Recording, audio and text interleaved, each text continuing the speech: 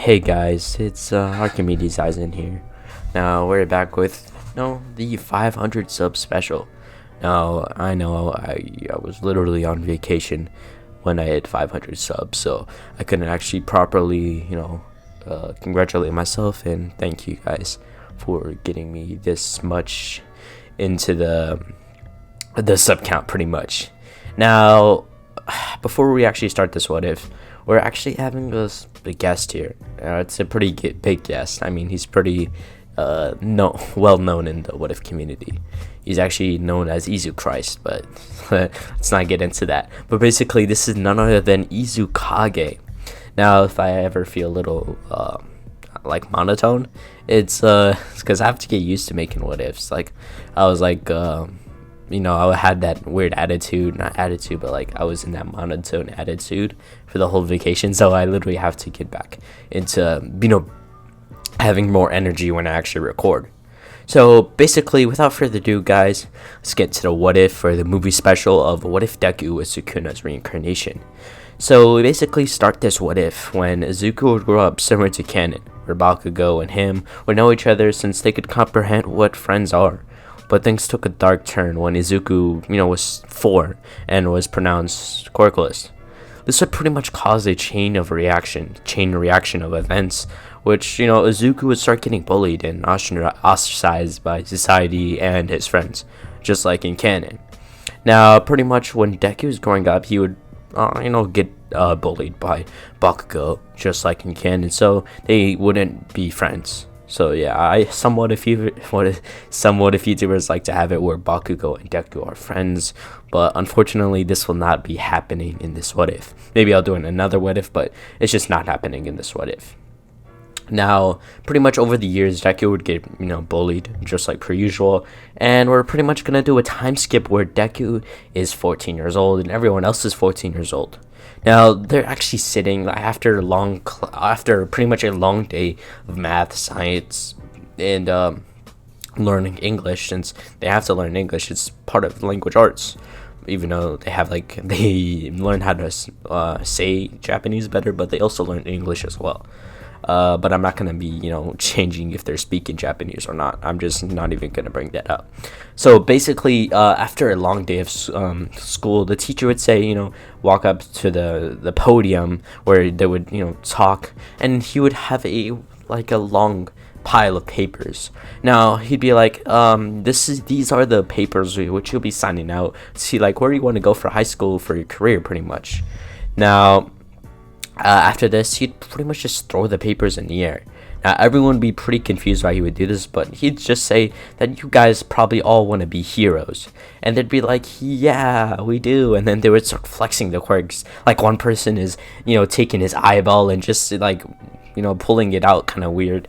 And one person is, like their muscles are bulging to the max. And then one girl is, spitting fire from her mouth or her hand. But basically all these students would start showing off their quirks. Now, Bakugo and Deku wouldn't really be showing off anything since Deku is quirkless and Bakugo is pretty much, he doesn't like to show off. Or he just wants to, stay supreme. The leader doesn't really like to show off his power. He kind of stays behind and pretty much watches things from afar. Now, pretty much the teacher would be going through the papers and say, oh, Bakugo, you're going to UA, I see. Bakugo would just say, yeah, there's only a 0.2 chance of getting in, and none of you guys will actually be getting in. He'd pretty much just go showing off about how he's getting to UA and basically telling them that they have no chance of actually getting into UA. But pretty much the teacher would then switch his subject saying, oh, Midoriya, you're going to UA too? Everyone would pretty much just start laughing, for a good 30 seconds. Everyone just started laughing since this, pretty much everyone there had useless quirks or near useless quirks. But this Deku was quirkless. There's no way, or they thought there was no way that someone like him could ever be a hero. But basically, after this would happen, Bakugo would be a little mad that, pretty much this Deku could ever think of going to UA. So pretty much after school, he would still pretty much blow up the analysis book that Deku had, and he'd pretty much tell Deku to jump off the building, so maybe he'll get a quirk in the next life. Now, after this would happen, Deku would then, go downstairs and pick up his burned notebook from this waterfall area, or wherever Bakugo exploded it to. He'd pick up the book, and he'd pretty much start walking off. Now, in this timeline, the whole Itadori and Sukuna thing would happen, and let's just say that Itadori and Sukuna, made up. They had the whole, Naruto and Kurama, but not as much. Pretty much what would happen is after after Itadori would die, the fingers would move on, and there'd be a whole group would start to form themselves. Now these be called cultists, that they used to pretty much worship Sukuna, and over these years they try to kidnap people and pretty much force feed the fingers down their throat, pretty much basically give them the fingers to see if Sukuna will resonate into that body, but every time it would pretty much fail. So Deku would be walking home when he pretty much noticed a van about 2 blocks away. Now, pretty much when Deku would, see the van, he'd start to walk a little faster, but the van would go a little faster as well. Once Deku would feel threatened, he would start to literally go into a full sprint, but, once he'd be running, the van would catch up to him, somebody would come out the corner and pretty much knock him out with a taser. Now, once Deku would wake up, he'd pretty much wake up the same way Itadori woke up from Gojo, how, he kind of restrained Itadori, or Gojo restrained Itadori. So he'd kind of be something similar to that, and there'd be, these, Deku would see these weird, people in, church-type clothes, and, there's this one person in the middle holding a bowl of fingers, or a weird looking fingers. Now pretty much that main person would go up to Deku and pretty much force feed Sukuna's fingers to him, and he'd pretty much his body, after he would get the 20 fingers, it would start to spasm, and an explosion of curse energy would happen. Now after this explosion of curse energy would happen, pretty much this would cause a phenomenon to Deku's brain, so he would actually forgot everything that happened, but he'd still comprehend that he got kidnapped, but he didn't think it was this gruesome. So pretty much Deku would walk home, and on his way home, he didn't feel like a presence behind him. He didn't know how he felt this presence, but he still felt something behind him. So pretty much Deku would turn around, and for some reason his hand would instinctively move up, and it would go into the gun motion, and he would basically shoot out a flame arrow from his hand, and it'd shoot out at this sludge substance. Now this would be the sludge villain, and pretty much Deku would shoot it at this substance, and it pretty much turned the sludge villain into pretty much nothing. Now after Deku would take this down, All Might would come down and basically see that Deku took it out, and he'd say good job, young, and then pretty much he'd pretty much expects Deku to say his name, and pretty much Deku would say, it's Midoriya, and All Might would be like, good job, young Midoriya, I'll take this villain to the police station, and have a good day. Deku, right before he would say, can I get your autograph, All Might would say that he's already actually given his autograph. Now let's just say in this time before Deku would shoot the flame arrow, All Might had enough time to basically sign his notebook, just like in canon. So pretty much Deku would be a little excited before he would say have a good day, as well, All Might, before he would turn around and walk away. Now this would pretty much be the end of this section for the whole Deku getting Sukuna's fingers. Now the next section will start when Deku is actually walking home. Now, he'd pretty much be walking home, and he'd walk in and say hi to his mother, Inko Midoriya, and he'd sit down, and he would, make some katsudon. Now, pretty much after Deku would eat some katsudon, he'd pretty much walk upstairs, and he would go to sleep for the night after reading a few books to, try to help him sleep. Now, once Deku would sleep, he'd pretty much wake up in this weird place, this astro place, I guess you could say. So this place would actually be Sukuna's domain. It'd have this whole, it's pretty much the whole ability, or somebody who's looking at this ability, it would be called like an art room. It's like it's not like an actual reality. It's like an alternate plane of reality. So Deku would be, at awe at this, fine domain. He didn't know it was a domain, but something similar to that.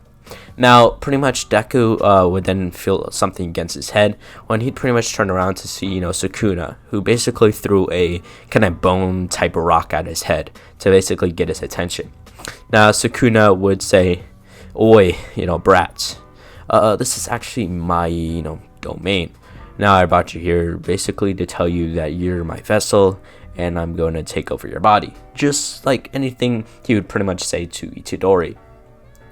Now, after this would happen, pretty much Sukuna gaining all the memories to Deku's body. He'd pretty much see all the memories and go through his whole life in a few seconds, and he'd pretty much feel like he should make Deku the most powerful person in this verse, since pretty much there's no Gojo in this verse. Nobody's as strong as maybe Megumi, and maybe this person has some potential, or Deku has potential.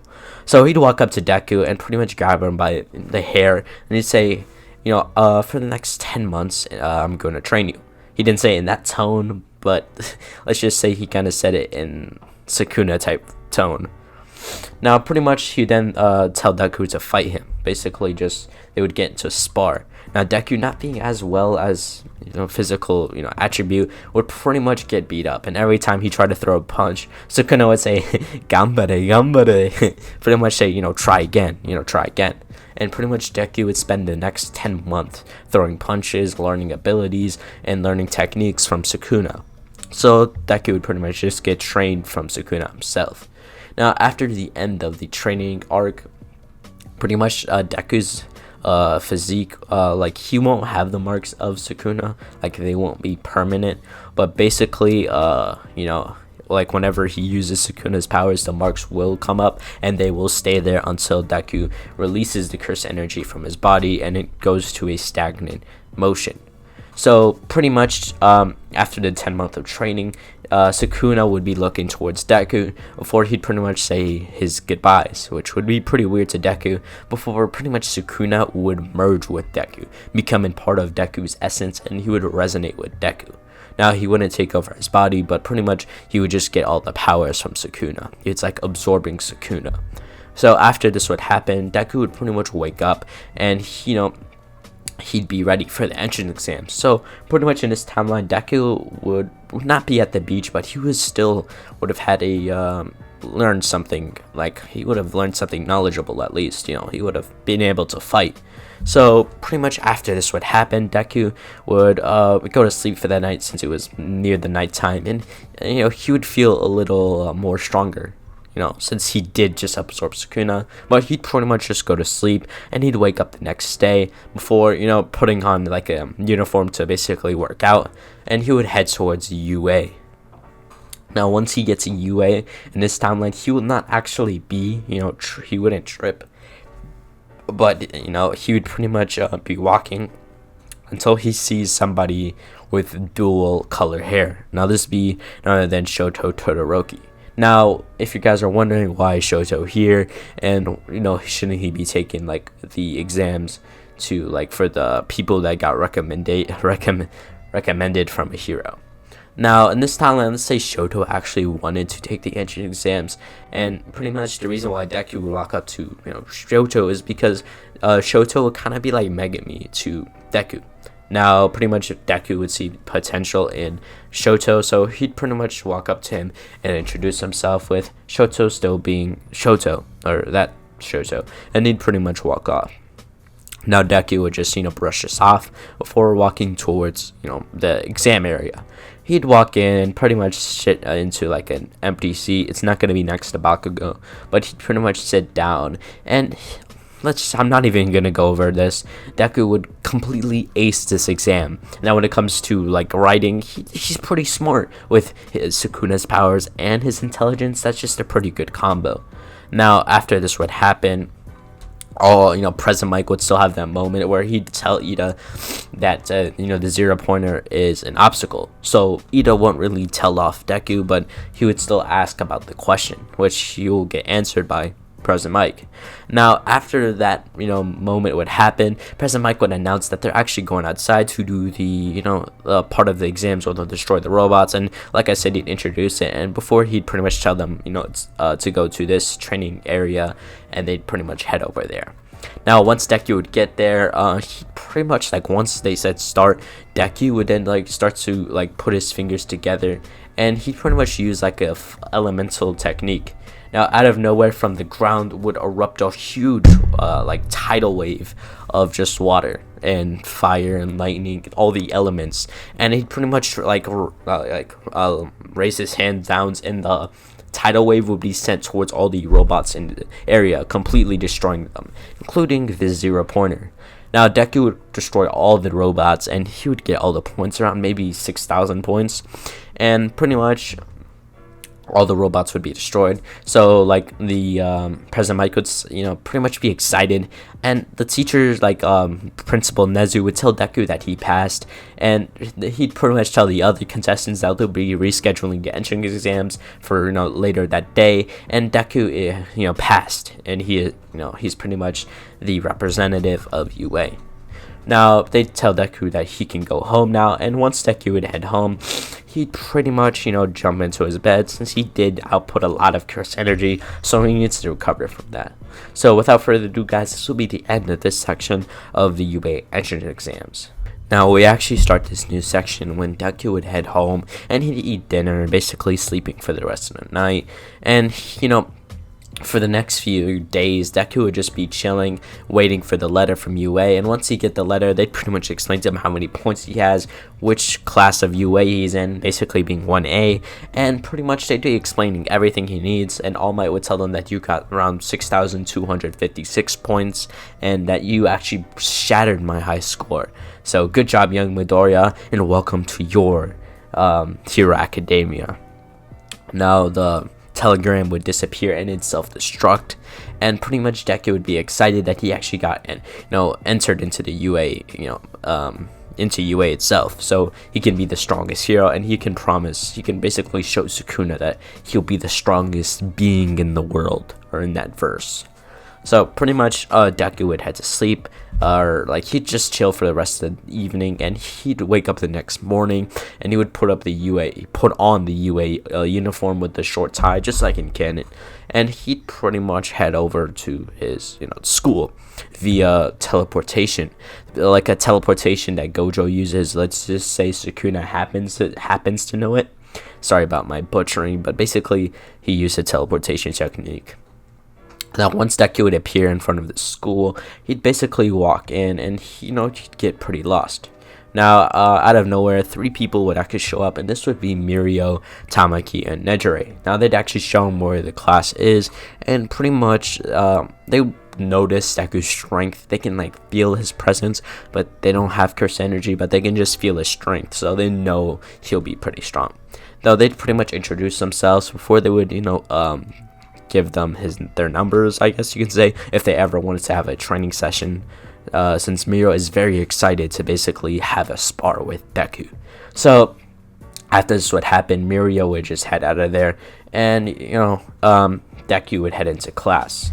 Now, once Deku would head into class, he'd pretty much sit down, and he'd see Bakugo, the person he literally hated the most. He did not like this guy, and neither did Bakugo. And right before Bakugo and Deku could actually have a confrontation, Aizawa would pretty much just get up. Then he really didn't know they were gonna have a fight, but he knew there was some tension in the air, so he knew he had to introduce himself kind of early. So he'd pretty much get up and pretty much say 6 seconds to be quiet. That's too long. We're being heroes. You have 3 years to basically train. That's too long. All right, guys. He would then pull out a uniform, a gym uniform for UA, and he would pretty much say, put these on. Now, once everyone would head towards the locker rooms, and Uraraka would say, hey, don't we have orientation? And pretty much Aizawa would say that they don't have time for that, and everyone else would change into their gym uniforms. Now, Kirishima would say that Deku is ripped as fuck, and pretty much Deku would take the compliment.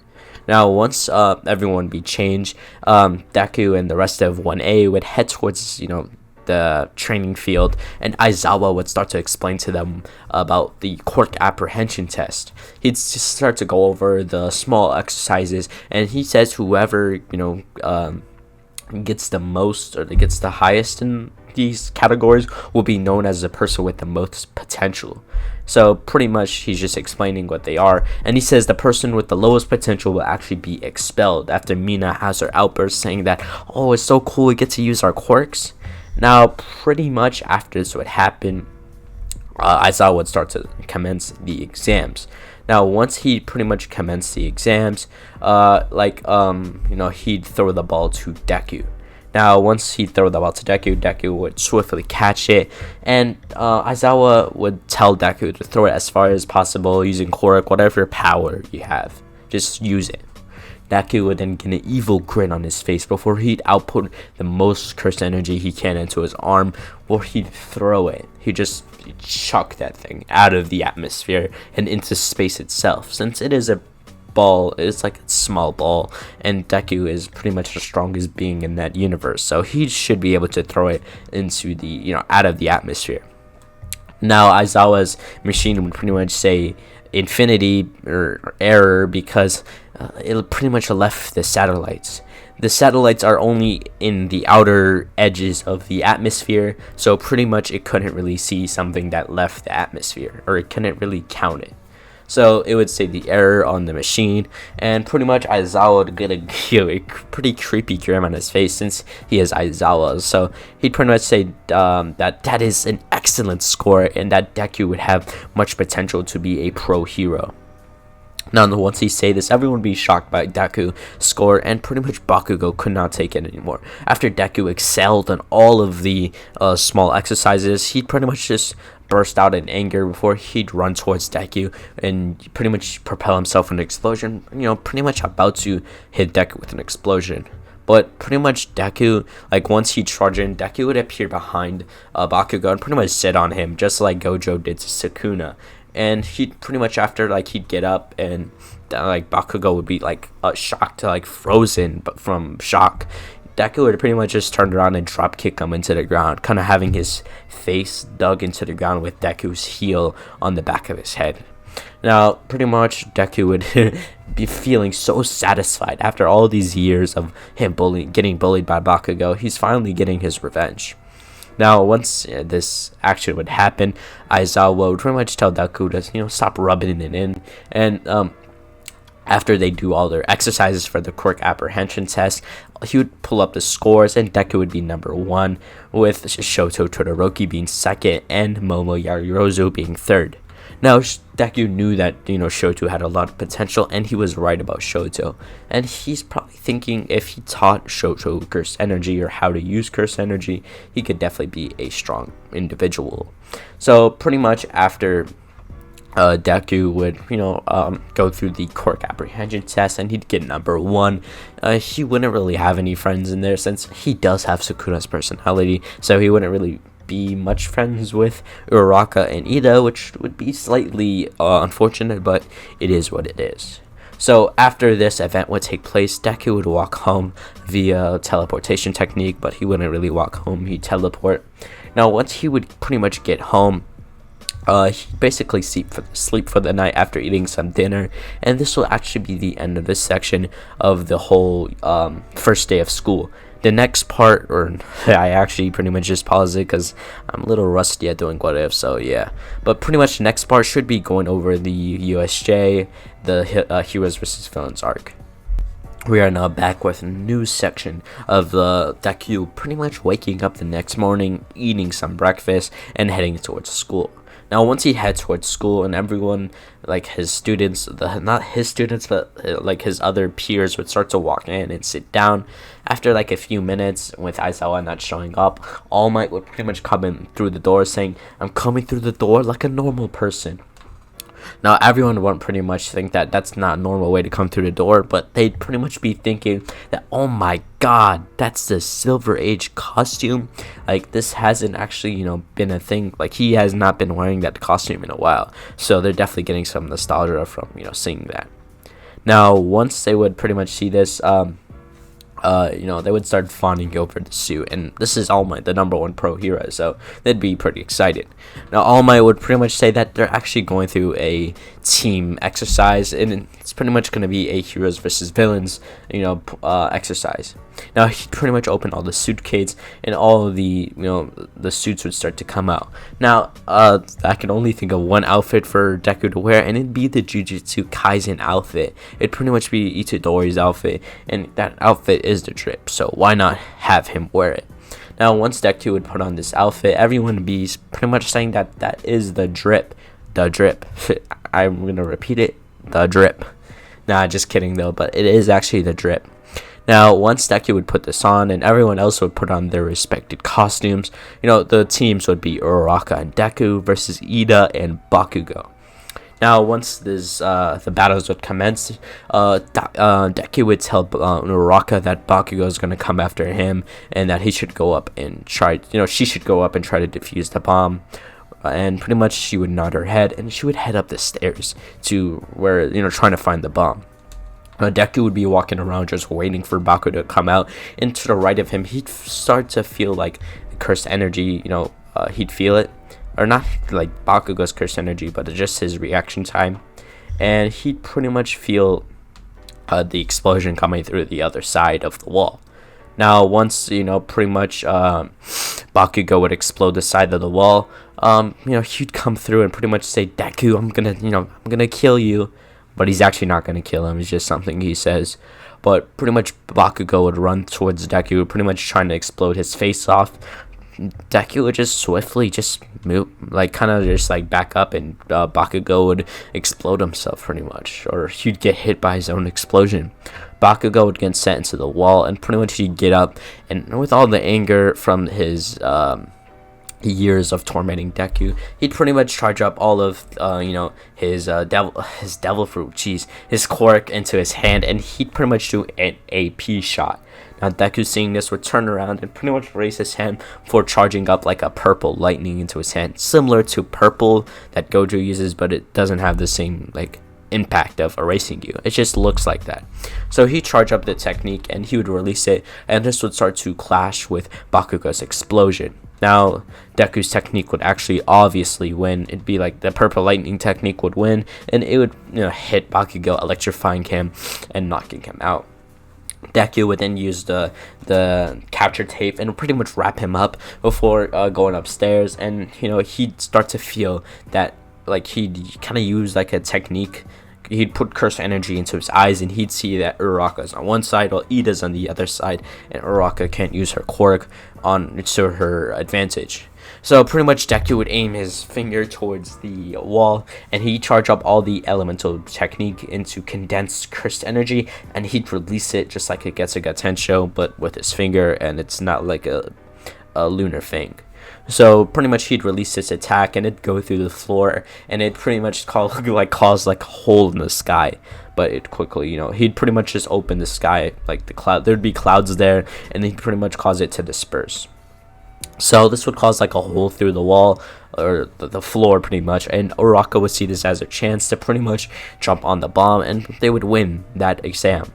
Now, once they'd pretty much win this part of the exam, Deku and Uraraka, won't have any criticisms from people saying if they should have done something better.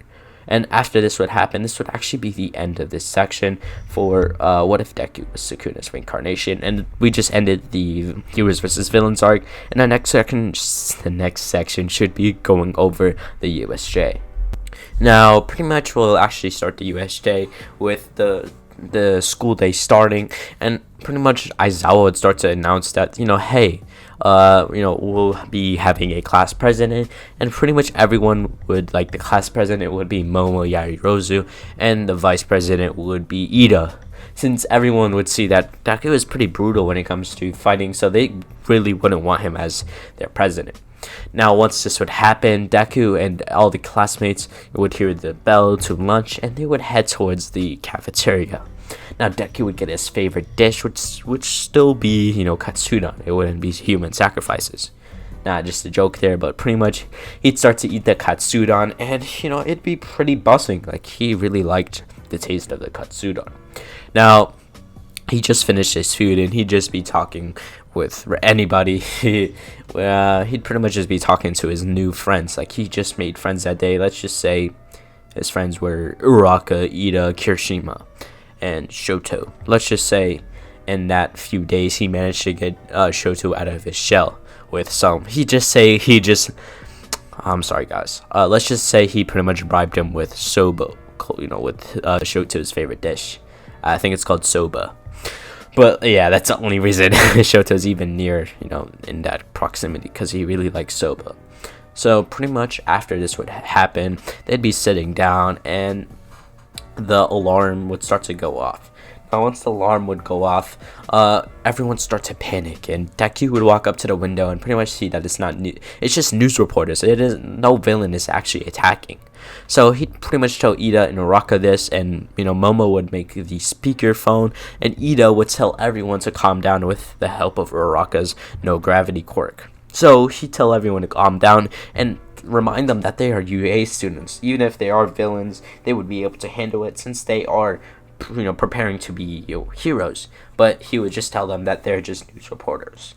So everyone starts to calm down and they would head back to class.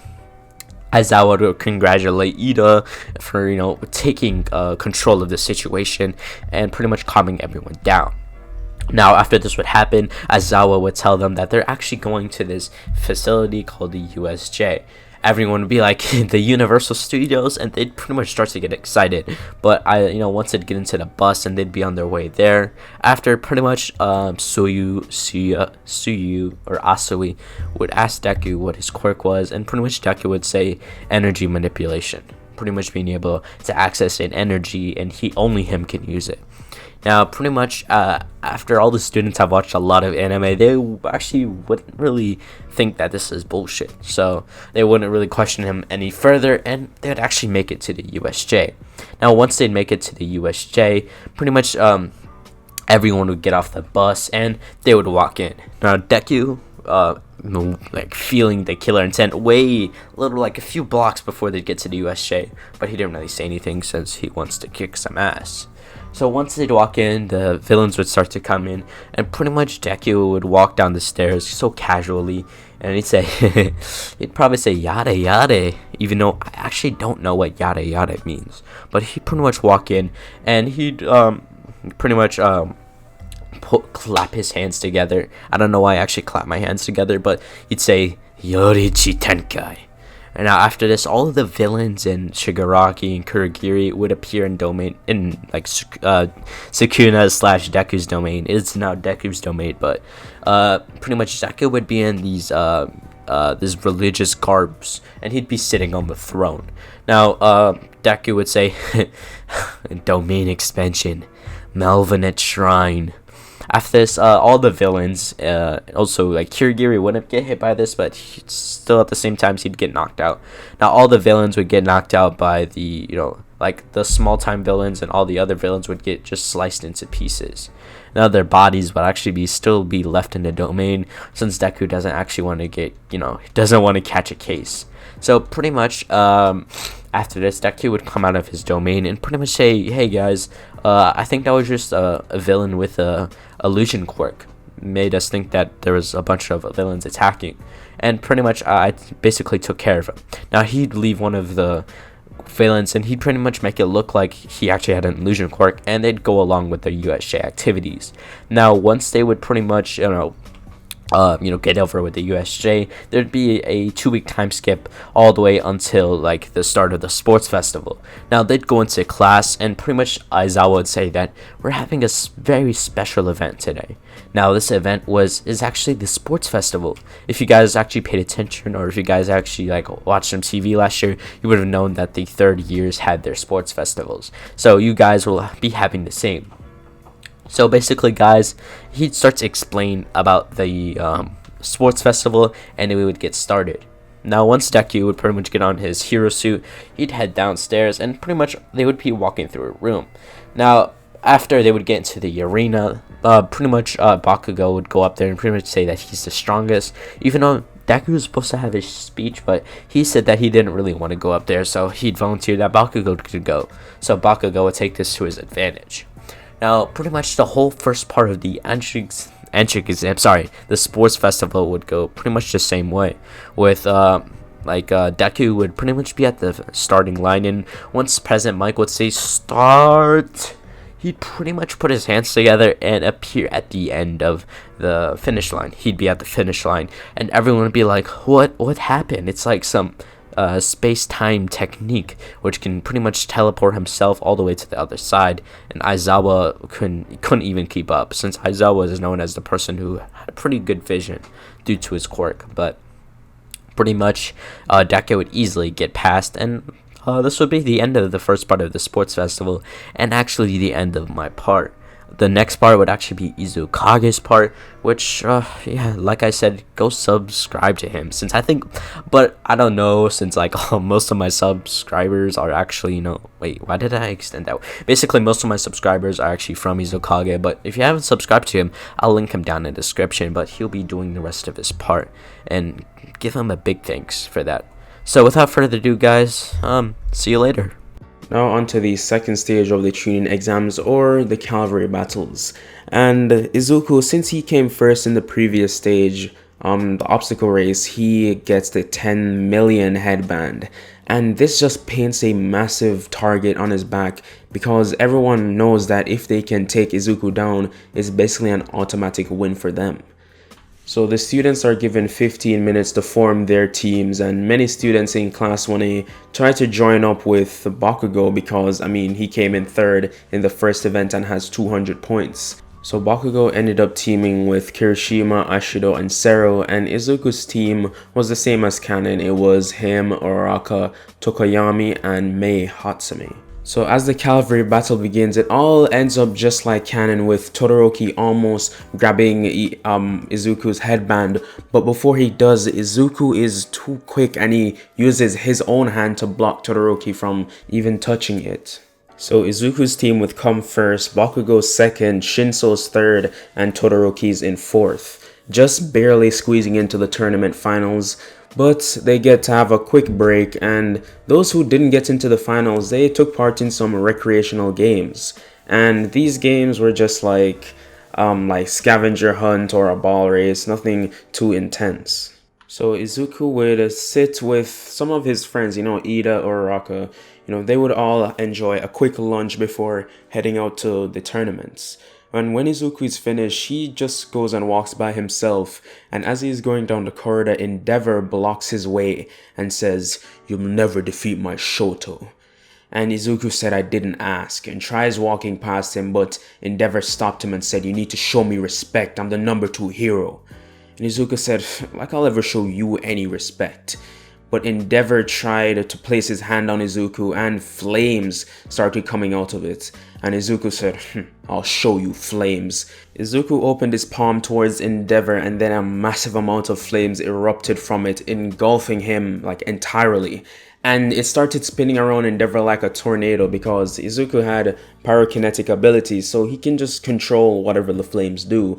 And since Endeavor, his whole shtick is flames, his quirk is about flames, it doesn't hurt him too much, but it definitely demonstrates Izuku's prowess with flames, and it far exceeds anything Endeavor will ever do. So Izuku just walks, leaving Endeavor in this tornado of flames, and as he sits down in the stands, that's when it finally subsides. And Endeavor, he's breathing heavily "Whoa, what the hell was that?" So Izuku, he sits in the stands for a bit until his name is called, and he's up against Shinso. So he just jumps down, and this is a pretty grand entrance. People didn't expect him to do that. They were like, okay, this kid's ready for a fight. So he walks into the ring, and not the ring, but the area that they're gonna fight, the raised area that Cementos made. And they came face to face, and Shinso, knowing that he is not gonna beat Izuku in a fight, no one-on-one, nothing. So he tries bad-mouthing Izuku, getting him to talk, saying he has such a weak quirk and different things like that. Just anything to try and provoke Izuku into saying something. But Izuku just doesn't. He seems calm and collected. And when Midnight starts the fight, Izuku runs towards Shinso, but nobody could track him. He was like a blur. And he came in front of Shinso and punched him right in the gut and kicked him in the side, and this sent him flying out of the ring and into the arena walls, leaving a dent inside the walls, and Shinso fell over unconscious. And people just gasped at this, like, what type of strength is this? So Izuku, he goes back to the stands to wait for his next match. So the other matches go basically to canon, with people like Todoroki using his massive glacier to take care of Sero, Ibara beating Denki, so on and so on. And when the tiebreaker came, Kirishima versus Tetsu, of course, again, Kirishima wins. Now onto the quarterfinal rounds, and this was a really anticipated matchup, Todoroki versus Midoriya. And when they both came into the stands, Endeavor was in the crowds cheering his son on, which just made Todoroki even angrier and more unstable. So he couldn't really control his fire. I mean, he wasn't using it, but his fire would sometimes flare up because of the hatred he feels for Endeavor, and this is throwing off his game. So when Midnight starts to fight, Izuku tries rushing in like he did with Shinso, and Izuku did, but Todoroki managed to get up an ice wall. Not that he was, had the reaction time to perceive Izuku's movements. This was really just a fluke. He put it up just in time, and Izuku slammed headfirst into the ice wall, and this just made him mad, and he broke through it with a punch. And Todoroki, that was some of the hardest ice he could produce into that wall, and he was terrified, like what is this? But he couldn't spend much time on it because Izuku then rushed him, and this time he could not perceive anything. Izuku appeared behind Todoroki and kicked him in the back, almost sending him out of the ring, but he used an ice wall to save himself. But Izuku, he ran in and then jumped and used both his feet to kick Todoroki through his own ice wall, and this pushed him out of the ring, winning the match for Izuku, sending him to the semifinals. So everyone else's matchups go the same, with Ida beating Ibara, Tokoyami beating Mina, and Bakugo beating Kirishima. Now the crowd was as excited as ever for the semi-final rounds, and they couldn't see who was the victor, but they had a clear favorite, Izuku. He was ruthless but very skilled. He knew what he was doing, and his strength was not wasted, because unlike people like All Might where they just go around punching, Izuku was actually skilled with his powers. So if the strength he had, he wasn't just throwing it around, he knew martial arts. So the first rounds in the semifinals are Izuku versus Ida, and Ida thought he could outspeed Izuku because he's seen that's basically the way he won the previous matches. So when the match starts, this was basically all it was, a test of speed, but Ida was sorely mistaken. As he was boosting around the arena trying to get around Izuku, as soon as he came in for a kick to Izuku's jaw, Izuku disappeared and his foot just went right through him, it seemed like. And Izuku wasn't anywhere on stage, and Ida, he was confused, but then from behind him Izuku said, "Too slow." And Ida, hearing this, he quickly said, "Reciprocal burst," and flipped around to kick Izuku, but he was gone again. And Ida was freaking out at this point. He was backing up, looking left to right, trying to figure out where Izuku would come from next. But then from above him, Izuku dropped down and kicked him in the back of the head, sending Ida face planting into the ground. And Izuku then kicked him again, repeatedly and repeatedly. The crowd watching, they were starting to get worried for Ida's safety, and that's when Midnight called the match, giving Izuku the win so he wouldn't take it too far with Ida.